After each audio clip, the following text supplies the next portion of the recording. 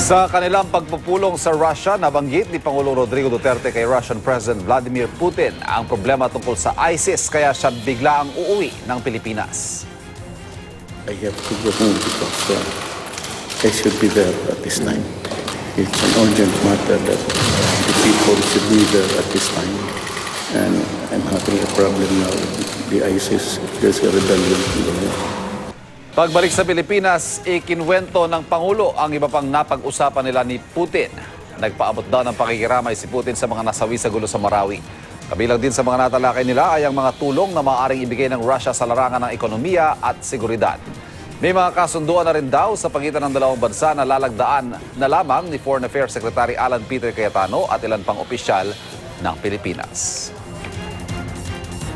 He is very sympathetic and by the way, he conveyed his condolences, his grief for those who have died. I said, I need the firearms. I'm not asking for it. I am, if you can give me a soft loan, payable in so many years because I said, I am a poor country. Sabi niya, okay.